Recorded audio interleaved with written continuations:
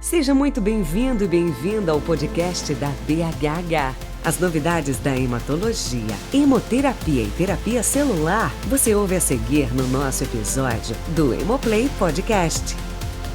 Olá a todos, bem-vindos a mais um episódio do Hemoplay em Família da BHH.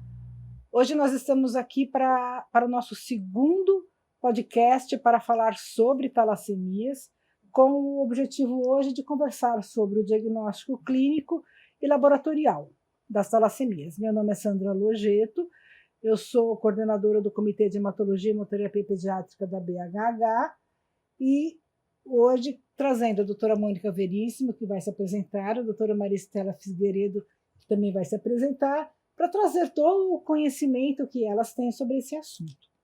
Então, para começar, eu queria perguntar, começando com a Mônica, que é pediatra, como você pode pensar que uma criança tem talassemia? Obrigada pela pergunta, Sandra. Eu sou Mônica Veríssimo, sou hematologista hemoterapeuta pediátrica, trabalho no Centro Infantil Boldrini e faço parte do comitê científico da BHH, do Comitê de Hematologia Pediátrica da BHH. Então, a gente pensa na criança, principalmente hoje, desde 2001, a gente tem o teste do pezinho, que é aquele teste onde você vai fazer o diagnóstico precoce de várias doenças, inclusive da talassemia. Então, a gente vai ter, na talassemia, é uma produção inadequada, como vocês viram no episódio número 1, é uma produção inadequada de hemoglobina, então você não vai ter hemoglobina A, nem A2, mas principalmente, se tiver A, é menor que 4%. Você vai ter a grande maioria dessa hemoglobina na eletroforese de hemoglobina fetal, 96, 97, 98, e um pouquinho de hemoglobina A. Isso é muito importante porque, às vezes, o fato de ter um pouquinho de hemoglobina A, dependendo de como faz o diagnóstico, dependendo de como faz o exame, perde-se o diagnóstico de talassemia maior. Pensa assim, A e F, ou FA, né, porque sempre a hemoglobina F, a hemoglobina maior é a que vem primeiro no teste, vem FA e a pessoa lê rapidamente, não tem talassemia, e é uma criança com talassemia. Então esse é o primeiro momento do diagnóstico na criança. O segundo momento é quando ela tem uma anemia, no primeiro ano de vida, ou antes até do primeiro ano de vida, que ela tem uma anemia importante, menor do que 7 de hemoglobina, independente de quadro infeccioso ou não, e ela vai ter essa hemoglobina pequena, né, menor do que 7, mas ela pode até ter uma hemoglobina ao redor de 9, 8,5, 9, mas ela tem comprometimento do crescimento. Então isso é muito importante. É olhar não só a hemoglobina, olhar não só a eletroforese de hemoglobina, mas olhar basicamente a criança como um todo. O comprometimento do crescimento é fundamental. Não adianta ficar esperando ter esplenomegalia, porque isso vai ser muito mais tarde. Não adianta ficar tentando esperar aparecer lesões faciais, alterações faciais, porque isso também é muito mais tarde. Então, eu acho que esses dois pontos são fundamentais. Todo pediatra, e aí eu faço um alerta para os pediatras, todos os pediatras, e para as famílias, né, devem pensar nesse aspecto e deve se lembrar disso para fazer o diagnóstico precoce da talassemia maior.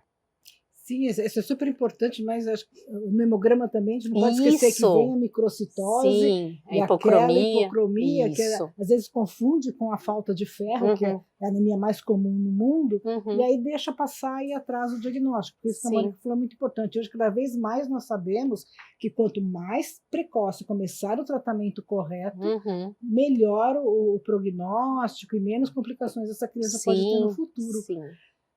Mas, Estela, infelizmente, às vezes passa esse diagnóstico e aí chega para você. Quando um adulto chega para você e você fala, não, deve ter talassemia, quando que você pode pensar isso? Então tá. Então eu sou Maristela Figueiredo, sou uma hematologista de adulto e faço parte do Comitê do Glóbulo Vermelho e do Ferro da BHH. Respondendo à pergunta, Sandra, dificilmente um talassêmico major chega na vida adulta sem esse diagnóstico, né? Então, quem vai chegar na vida adulta para a gente, ou é o talassêmico que tem um quadro mais moderado, que não depende de transfusão como o talassêmico major, ou é um portador do traço, né?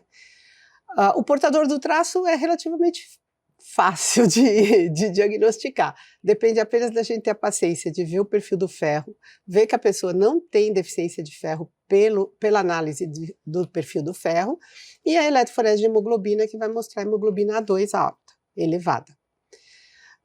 E às vezes a fetal também, e às vezes só a fetal.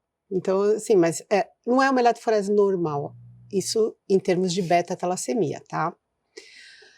Já o talassêmico não dependente de transfusão, a gente já tem alguns problemas, porque ele passa em vários locais, ele está aí já com seus 20 anos por aí, e ninguém sabe o que ele tem. Então aí você tem que ver o quadro clínico. É uma anemia, como vocês falaram, hipocrômica microcítica, em geral com presença de eritroblastos e outras alterações que sugerem hemácia em alvo e outras alterações na morfologia da hemácia.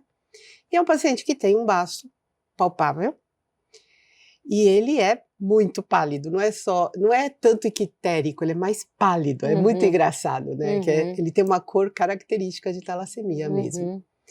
E aí você tem que pedir eletroforese, e na eletroforese o que vai ter de diferente é que ele vai ter a hemoglobina A, mas não na quantidade normal. A fetal, a A2 vai estar elevada e a fetal domina. Então ele tem 70 por aí de fetal, e o resto é hemoglobina A e A2. Então é assim que a gente faz a diferença. Isso a gente está falando de beta-talassemia, só para deixar claro, né? De alfa-talassemia, você teria algum comentário diferente? Clinicamente, o paciente é muito parecido. É absolutamente igual. Aí você faz eletroforese de hemoglobina e não vem nada. Esse é o ponto, né? Esse é o problema. Você faz eletroforese é normal.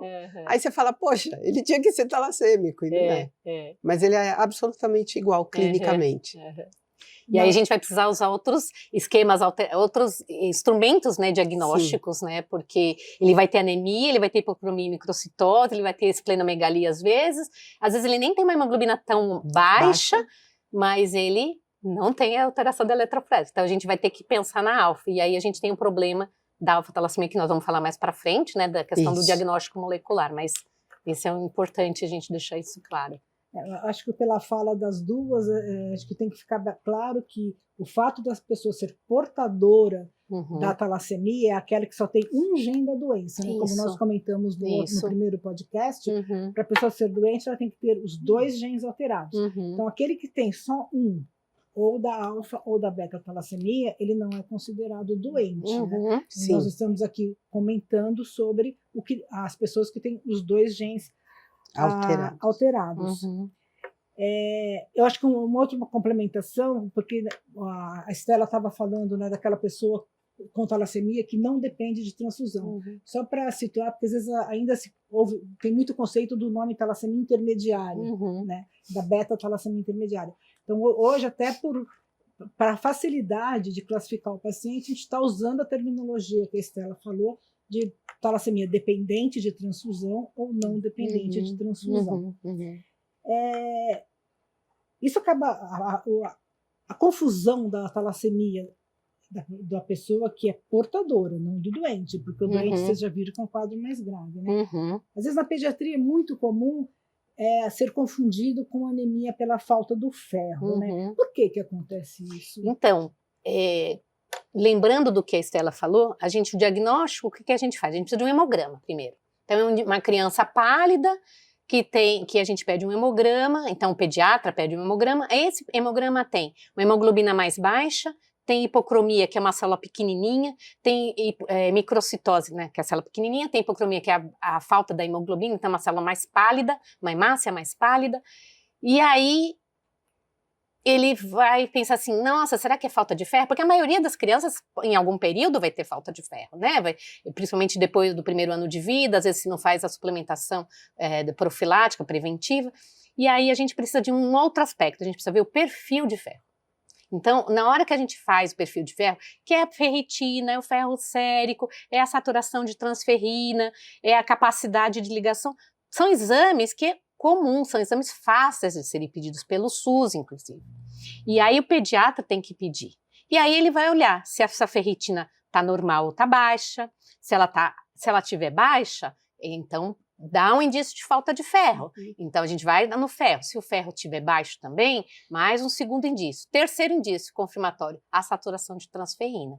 Então, se eu tiver os 3 indícios baixos, eu vou falar em falta de ferro. Então, eu vou falar que essa anemia hipocrômica e microcítica é por deficiência de ferro.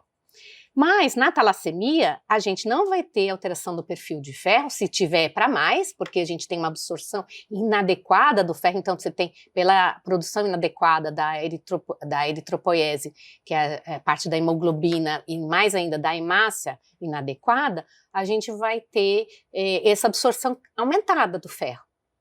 E aí eu vou ter um ferro aumentado, eu vou ter uma ferritina mais aumentada, não muito, né, no começo da vida, mas pode ir ao longo do tempo, e então eu vou afastar que é uma anemia por deficiência de ferro, eu vou pensar que é uma talassemia.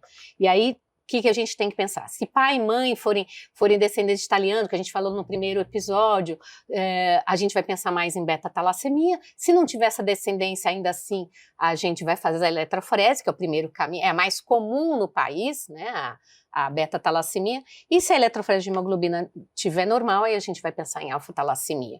Então, muitas vezes as crianças ficam com um diagnóstico de traço de alfa-talassemia porque não consegue confirmar, mas não tem deficiência de ferro. Então, a gente tem que ter esse cuidado de pensar em alfa e beta-talassemia, mas portador, como a Sandra falou, portador de alfa ou de beta-talassemia.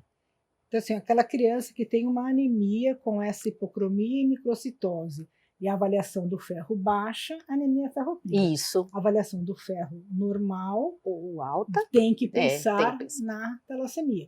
Às vezes a criança tem a ferropenia, você trata, ela continua com essa microcitose, essa hipocromia, e aí a gente tem que investigar se tem alfa ou a beta talassemia. Acho que no adulto também isso acontece. Então, também isso acontece porque no adulto a anemia ferropriva é a mais frequente. Também. Aliás, ela é a mais frequente no mundo inteiro, todas as faixas etárias. Então, a gente tem que tomar esse cuidado de ver primeiro sempre o perfil do ferro. Lembrando também que na deficiência de ferro fica mais difícil você fazer diagnóstico de talassemia, de traço, de portador de talassemia, porque ela interfere na síntese da hemoglobina 2.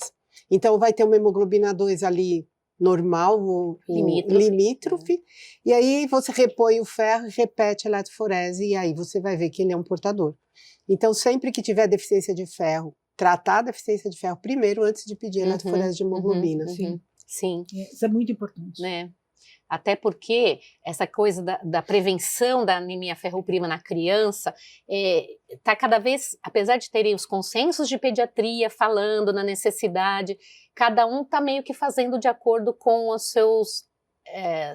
suas condutas, vamos dizer assim, e nem sempre. Então, às vezes vai ter criança que tem deficiência de ferro e que a família nem sabe, né? Porque ou foi prematuro e não teve a reposição, ou teve outros critérios aí que...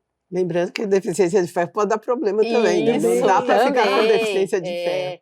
E tem que ter atenção, né? Porque o cognitivo pode ficar comprometido por deficiência de ferro na criança, né? Então, é isso aí. O cognitivo seria o aprendizado. Aprendizado, exatamente. A gente acaba falando meio científico, é isso aí, o aprendizado pode ficar comprometido. Nós estamos falando assim, basicamente focado na pessoa que é portadora, né? Porque, como vocês já comentaram, quem é doente tem um quadro clínico mais robusto. Então, eu vou pedir para ele perguntar primeiro da alfa para a Mônica e depois da beta para a Estela. Quais são as condições clínicas, as manifestações, as possíveis manifestações clínicas da alfa-talassemia, e depois a Estela fala da beta-talassemia, porque a gente pega a pessoa doente. Né? Tá, então vamos falar sobre a pessoa que tem mais de 2 mutações, no caso da alfa-talassemia, e que pode ser 3 mutações, que é um parzinho, né? A alfa, lembra da apresentação anterior, do podcast anterior, você tem 4 genzinhos, né? Casalzinhos, então no caso da pessoa com doença, você tem 3 genzinhos que não funcionam. E aí, então, é a doença da hemoglobina H. Dentro dessa doença da hemoglobina H, tem um jeito que falta um pedacinho delecional e não falta um pedacinho não delecional. E a gente não vai entrar muito nesse detalhe, mas o que é importante? Uma é mais grave que a outra. Uma tem uma hemoglobina mais baixa do que a outra, E quando tem hemoglobina mais baixa, você vai ter aumento do baço, você vai ter comprometimento do crescimento, e aí você vai pensar que você tem que olhar em relação à necessidade ou não de transfusão nesse indivíduo. Principalmente se o comprometimento de crescimento, ou se alterações faciais, ou... Eles nem têm tanto alterações faciais na alfa-talassemia, tanto delecional quanto não delecional, eles não têm tanto. Mas eles podem, principalmente, comprometimento do crescimento. São crianças e adultos jovens pequenos. E é interessante falar que a hemoglobina H é uma hemoglobina, a doença da hemoglobina H, a hemoglobina, às vezes, ela tem 9, 10 de hemoglobinas, mas ela não é funcionalmente efetiva.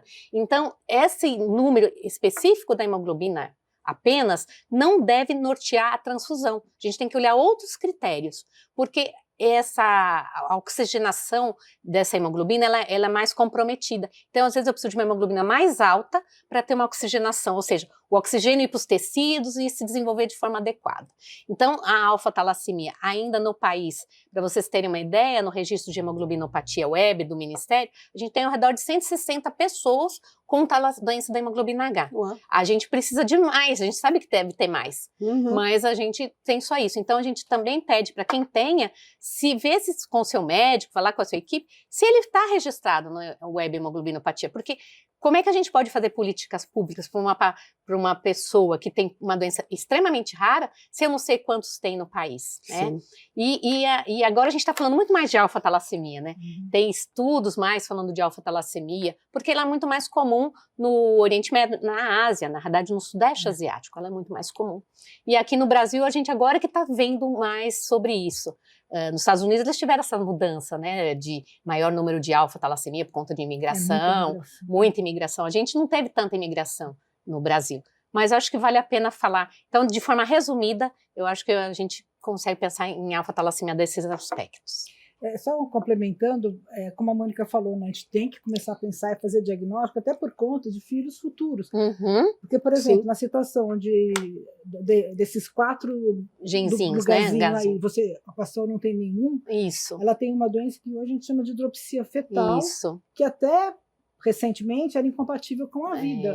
Mas com o desenvolvimento da medicina, se eu consigo saber que aquele casal, que os dois têm o gene da alfa, que aquele feto tem essa doença mesmo, a hidropsia fetal, não produz nada de hemoglobina. Se eu começar a transfusão dentro do útero, essa criança consegue nascer e sobreviver. Então, é mais um ponto importante para pensarmos na alfa. E na beta, doutora Estela?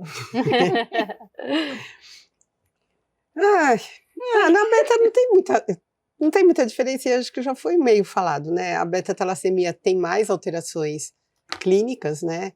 Visíveis, as alterações de face, a cor pálida é mais típica mesmo da beta-talassemia, o baço, eu não sei, clinicamente ela é parecida, principalmente a não delecional, né? Porque elas são mais graves, né? Então, assim, o quadro clínico se mantém, né, entre as duas. A grande diferença realmente é a facilidade de fazer diagnóstico. E acho que é importante, às vezes as pessoas ficam preocupadas, tem baço aumentado. Às vezes o baço aumentado, ele demora anos para acontecer. Sim. Né? Você não vai esperar. Você não vai esperar o baço. Sim. O indivíduo tem uma talassemia, ou intermediária, beta, ou mesmo maior, sem o baço palpável. E não é que ela não tem o diagnóstico. E às vezes o pessoal fala assim, não tem baço, então não é. Né? Então isso é importante. É importante. Esperar também a alteração facial. Não dá. E se esperar, não tem volta. Aí não tem volta, exatamente. Mesmo que trate, não tem volta. As alterações não têm volta. As alterações ósseas, elas não... E lembrar que o ultrassom pode ver o baço, né? E ele pode te dizer que o baço está aumentado. Isso. Então, é a primeira coisa que você... Se você suspeita e não consegue palpar o baço, que está fazendo ultrassom. Exatamente, exatamente. Exames simples conseguidos pelo SUS, né? Exatamente. Não é nada impossível. Bom, nós já falamos em relação de exames, como avaliar o hemograma, da parte do ferro, da eletroforese de hemoglobina, que a gente consegue fazer o diagnóstico da beta, mas que da alfa-talassemia não dá. Que outro tipo de exame existe que nós podemos pedir para diagnosticar essa talassemia, para identificar essa talassemia? Então, os testes genéticos que a gente fala, né? Porque graças a talassemia estar no sangue, vamos dizer assim, foi muito fácil estudar geneticamente a talassemia, independente dela ser alfa ou beta. E a gente descobre relativamente fácil o quem tem alfa-talassemia e quem tem beta-talassemia fazendo o teste genético. Aliás, é o principal teste diagnóstico de alfa-talassemia, é o genético, né? Tem várias técnicas, mas é o principal teste. Já na beta, apesar da gente também ter vários testes diagnósticos, ter várias mutações, você faz o sequenciamento e você descobre quem é. Só que, em termos clínicos, fazer diagnóstico genético de beta-talassemia não muda nada a conduta. Porque, independente da mutação que você tem, o que vai determinar se você vai transfundir ou não transfundir é o quadro clínico. Então, o diagnóstico genético, na minha opinião, como é mais difícil de fazer, não é todo lugar que faz, ele deve ser reservado mais para alfa-talassemia mesmo. E a gente tem acesso a esse exame no Brasil? Pouquíssimos lugares e mais à base de trabalhos, lugares que fazem estudos sobre a doença. Pouquíssimos, 2 ou 3. Pelo SUS, SUS ainda não temos, não. Então a gente tem que usar assim, os laboratórios de estudo, né, que sejam de referência para a investigação genética, para que possa fazer esse exame. Por isso que a gente acaba reservando para alfa, né, porque para beta não faz diferença saber que mutação que tem ou não, e então a alfa sim faz diferença, você vai fazer o diagnóstico mesmo confirmatório devido às várias técnicas, com alteração, com doença, com exames laboratoriais moleculares, né, de investigação, de ver realmente o sequenciamento, ou MPL, enfim, e acho que vale a pena. Mas a gente tem que trabalhar para isso, né? Eu acho que não podemos deixar assim, não temos. Não, a gente tem que trabalhar para conseguir o acesso a esse. Estamos, né? Estamos, com certeza. Bom, para encerrar, eu queria perguntar a opinião de vocês, né? Uma vez feito o diagnóstico de alfa ou de beta naquele paciente, é importante rastrear outros membros da família? Até que nível de parentesco eu preciso investigar ou não e por quê? Bom, eu vou começar pela criança, né? Então, primeira condição é que, assim, às vezes é o primeiro caso na família aquela criança que tem talassemia maior, ou alfa-talassemia, que vai precisar depender de transfusão ou não. Então, é fundamental fazer o diagnóstico de pai e mãe, irmãos, para que você possa fazer a orientação genética. Como a Sandra falou, você precisa saber quem que tem, quem que não tem. Além disso, eu acho também que temos que estender para o resto dos membros da família. Por quê? Às vezes, se você ficar limitado àquele núcleo familiar do paciente, do caso, você pode perder a oportunidade de orientar o primo, o parente, que vai ter também, que pode ter uma criança com talassemia maior. Então, eu sou da opinião que todos da família, do lado materno e do lado paterno, façam um diagnóstico. Lógico, preferencialmente, primeiro, se a gente tiver dificuldade, fazer aqueles que estão em idade fértil, que vão fazer o impacto que vai ser necessário, a questão da orientação genética. Em relação ao alfa, nem se fala. A partir do momento que eu tenho um diagnóstico num caso alfa, eu tenho que rastrear para saber, porque eu vou ter portador silencioso, eu vou ter traço alfa-talassêmico, e às vezes um portador silencioso se une com uma outra mutação e vai ter a doença da hemoglobina H que ninguém nem imaginou. Então é fundamental expandir esse diagnóstico. Então essa opinião que também é embasada cientificamente, mas eu acho que tem prática também. Não, eu concordo com ela, não tem nada a acrescentar, não. Eu acho isso bem fundamental, porque as pessoas, assim, não é dizer que as pessoas não podem ter filhos, mas elas têm que ter a consciência que, eu quero ter um filho, mas eu tenho 25% de chance de ter uma criança com a doença. Então a família, ela merece saber disso e ela vai decidir. Ela tem o direito, né? Assim, tá? isso. Tem alguma pergunta? Bom, espero que tenham aproveitado. Acho que nós estamos aqui trazendo informações valiosas, né? É um tema que não é muito divulgado ainda, mas a nossa função aqui é começar a falar de talassemia para que as pessoas conheçam. Doutora Estela, você gostaria de fazer algumas considerações finais? A vida do paciente com talassemia vem melhorando bastante, desde que a gente comece a fazer o tratamento na idade adequada, né? E eles estão tendo uma vida útil, praticamente normal. Então, é muito importante que a gente conheça a doença e trate adequadamente, de preferência em centros de referência, tá? É isso. Doutora Mônica? E eu queria reforçar as palavras da Estela, da Sandra, e aproveitar a oportunidade que a gente tem, que o conhecimento empodera as pessoas, né? Então, cada vez mais, buscar esse conhecimento na BHH, tem vários podcasts, várias situações falando, né? Os EMOs, enfim. E também tem a Abrasta, né? A Associação Brasileira de Pacientes com Talassemia, que lá também tem a Abrasta, tem a TIF, né? Que você, enfim, a Federação Internacional de Talassemia, e outras associações, outras sociedades.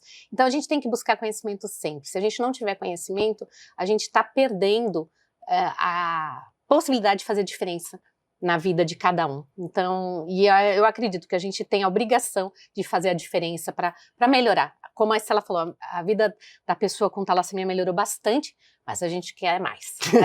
A gente é insaciável, assim, a gente quer mais, quer que eles tenham cada vez melhor, que eles fiquem curados, enfim, que as tecnologias cheguem, que os novos tratamentos cheguem, enfim, a gente quer cada vez mais. É isso. Muito obrigada. Sou entusiasta. Eu acho que do mesmo modo que nós queremos fazer a diferença, eu acho que vocês, as pessoas com talassemia, fazem muita diferença na nossa vida, porque hoje a gente tem aprendido cada vez mais com a possibilidade de vocês estarem crescendo, chegando aos 60 anos. Então, acho que é o conjunto da obra que vai fazer com que a talassemia apareça e tenha um destaque no Brasil. É isso mesmo. Muito obrigada. Agradeço em nome da Estela e da Mônica. Em janeiro teremos mais um podcast em família sobre talassemia, que será anunciado oportunamente pela BHH. Muito obrigada. Obrigada. Com acesso a muita informação sobre as especialidades e diversos temas pertinentes na voz de quem entende.